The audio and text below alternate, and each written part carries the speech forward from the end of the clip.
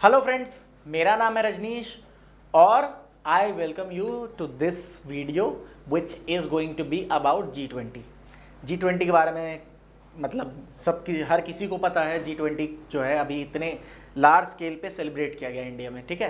तो आपको पता होगा ये करंट अफेयर्स के लिए आपका बहुत इंपॉर्टेंट हो जाता है। At the same time G20 जो है ये एक इंस्टीट्यूशन है, ग्लोबल इंस्टीट्यूशन है, तो इसके बारे में चीज़ें आपको पता होनी चाहिए, ठीक है।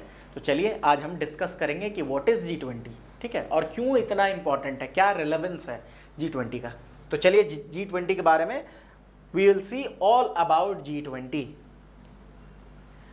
तो G20 है क्या? सबसे पहली चीज़, G20 is a forum comprising 19 countries with some of the world's largest economies as well as the European Union and of 2023 the African Union.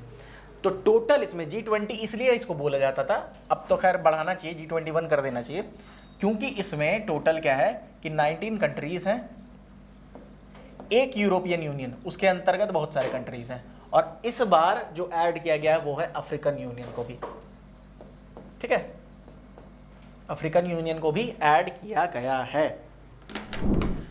तो ये जो है G20 इसमें क्या है, 19 कंट्रीज हैं, एक यूरोपियन यूनियन है, यूरोपियन यूनियन में खुद भी 27 कंट्रीज हैं टोटल, और इस बार ऐड किया गया है 2023 में इंडिया में जो हुआ उसमें अफ्रीकन यूनियन को, इसमें 55 कंट्रीज हैं, 55, ठीक है। और AU का रिप्रेजेंटेशन जो कर रहे थे उनका नाम था अजाली असुमानी।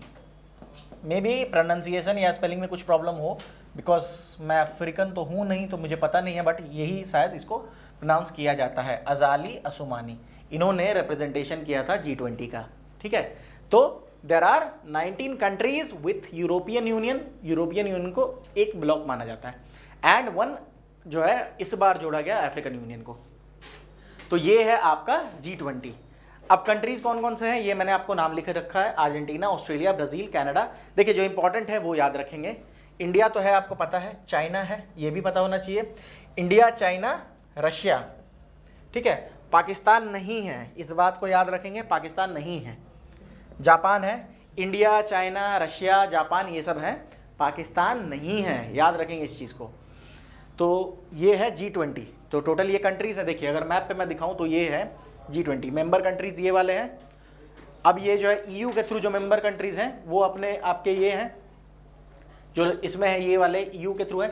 देखिए ये टोटल मेंबर कंट्रीज है, कंट्रीज जो इंडिविजुअल कंट्रीज है, जो इस कलर में है, इस वाले कलर में जो है, ये देखिए ये वाला पोर्शन, देखिए यहाँ देख रहे हैं, रशिया वगैरह सब है, चाइना है, इंडिया है, पाकिस्तान नहीं दिखेगा आपको। फिर मेंबर थ्रू EU के थ्रू मतलब यूरोपियन यूनियन 27 कंट्रीज है, वो यहाँ पे है, और अफ्रीकन यूनियन के थ्रू जो अभी नए बने हैं वो है African continent, 55 countries are there, ठीक है। तो ये है मैप पे। अब मैं आपको एक चीज़ बताऊं, G20 जो समिट है वो हर साल एनुअली ये एक मीटिंग होती है, ठीक है। और इस बार 2023 में इंडिया जो है इसकी प्रेसिडेंटशिप जो है वो इंडिया के पास थी। India was the president country, India was the presiding country, ठीक है।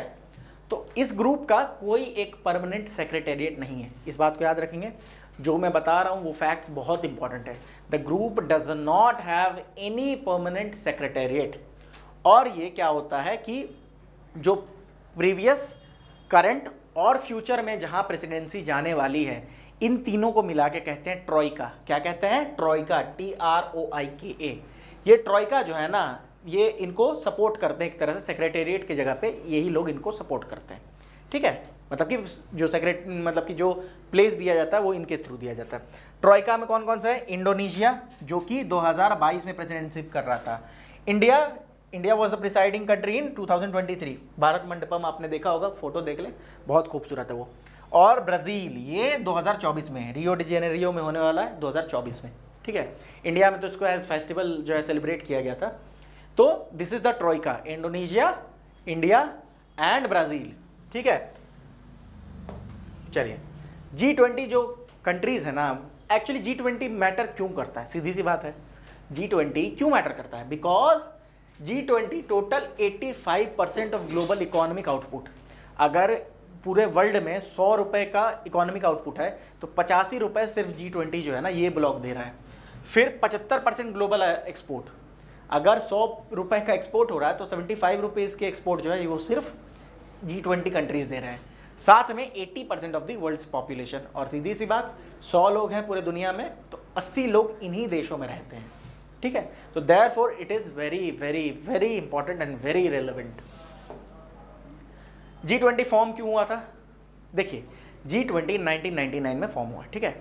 हुआ क्या था, एशियन इकोनॉमी जो है कोलैप्स कर रही थी, मतलब टाइगर्स ऑफ एशिया कहे जाते थे, छोटे छोटे कंट्रीज थे, वहाँ पे कुछ इकोनॉमिक क्राइसिस आया था।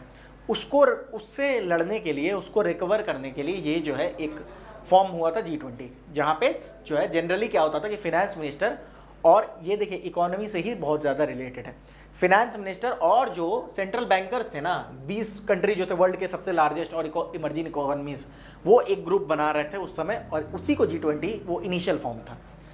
एक साल मतलब 10 साल बाद आप देखोगे 2008 में ग्लोबल फाइनेंशियल क्राइसिस आया था, लेमन ब्रदर्स जो कोलैप्स करा तो एक ग्लोबल इकोनॉमिक क्राइसिस आई थी, और उस समय G20 का जो रोल था बहुत ज़्यादा बढ़ गया था, और तब से G20 जो है वो बहुत ज़्यादा इंपॉर्टेंट हो गई है।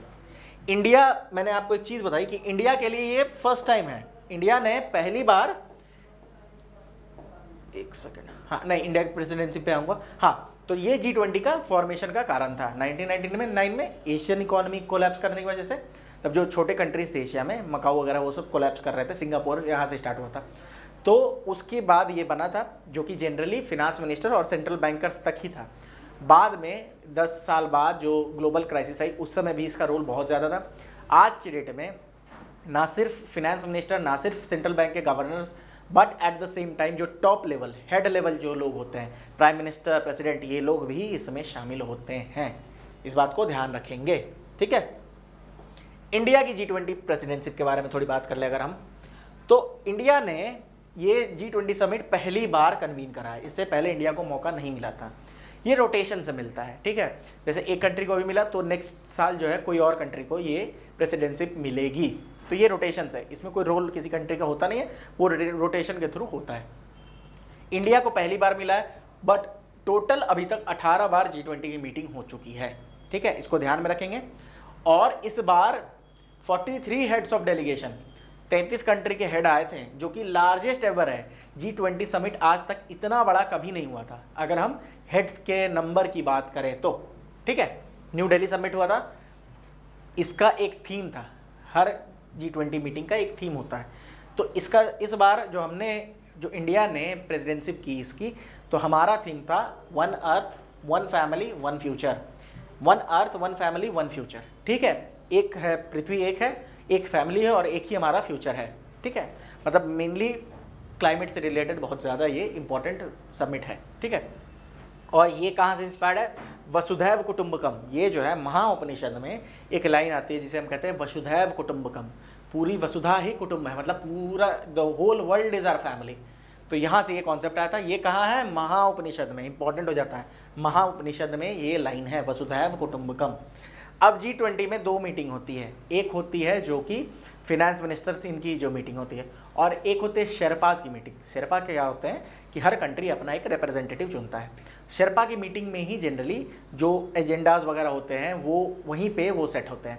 इंडिया के शेरपा कौन थे? श्री अमिताभ कांत, ये याद रखना, श्री अमिताभ कांत नीति आयोग के ये पहले ये भी रह चुके हैं, तो नीति आयोग में भी रह चुके हैं, बहुत इंपॉर्टेंट इंसान है ये श्री अमिताभ कांत, ये शेरपा थे इंडिया के, ठीक है। और प्रॉब्लम क्या रही थी कि चूँकि यूक्रेन और रशिया वॉर चल रहा है और बहुत सारी प्रॉब्लम्स थी, तो ऐसा माना जा रहा था कि इंडिया ने खर्च तो बहुत कर दिया है लेकिन कोई जॉइंट डिक्लेरेशन नहीं आ पाएगा। एक जॉइंट डिक्लेरेशन होता है, ठीक है, लेकिन overcoming all the obstacles Shri Amitabh Kant was able to secure a joint declaration. क्योंकि अगर वो पास नहीं होता ना तो लोग बोलते ज़रूर कि इंडिया में ये अनसक्सेसफुल हो गया, बिकॉज जॉइंट डिक्लेरेशन पास ही नहीं हुआ, बट जॉइंट डिक्लेरेशन पास कराया श्री अमिताभ कांत जी ने। तो this is all that you need to know about G20। वैसे आप पढ़ने जाओगे तो 3 बुक भी लिख सकते हो, कोई बात नहीं है, बट आपके लिए जो इंपॉर्टेंट है वो मैंने आपको बता दिया। पहली बार इंडिया में हुआ, 18th बार ओवरऑल हुआ, 19 कंट्रीज़ हैं, अफ्रीकन यूनियन है, यूरोपियन यूनियन है, अजाली असोमान जो है वो अफ्रीकन यूनियन के रिप्रेजेंटेटिव थे। At the same time one earth one family और वन फ्यूचर हमारा इस बार का मोटो था, हमारा थीम था। वसुधैव कुटुंबकम से लिया गया जो महाउपनिषद में, और हमारे शेरपा थे Shri Amitabh Kant ji. This is all that you need to know about G20। Thank you for watching this video. I hope आपके लिए ये वीडियो इन्फॉर्मेटिव थी, आपको चीज़ें समझ आई होंगी। और जो भी आपके क्वेश्चंस बनते हैं वो आप प्लीज़ कमेंट बॉक्स में डालें। वीडियो को लाइक करें, शेयर करें, सब्सक्राइब करें और दोस्तों के साथ भी थोड़ा शेयर करें। ये हमारे लिए एक पॉजिटिव फीडबैक की तरह काम आता है। हमारे CUET के कोर्स के जानकारी के बारे में आप डाउनलोड कर सकते हैं मॉड्यूलेशन 2.0 ऐप, जो कि प्ले स्टोर पे अवेलेबल है। और कोई अगर आपको इन्फॉर्मेशन चाहिए तो आप कॉल करें हमें 9015781999 पे। At the same time modulation CUET 2024 ये एक चैनल है टेलीग्राम पे, जिसको आप अगर ज्वाइन करेंगे तो आपको वहाँ पे डेली अपडेट्स मिल जाएंगे। हमारे कम्युनिटी पोस्ट पे हम MCQs डालते हैं, साथ में हम बहुत सारे पोस्ट भी डालते हैं, उनको भी ध्यान से देखें और MCQs ट्राई करते रहें। ठीक है, तो फिर मिलते हैं नेक्स्ट वीडियो में किसी और टॉपिक के साथ। Till then take care and keep on revising things. Thank you.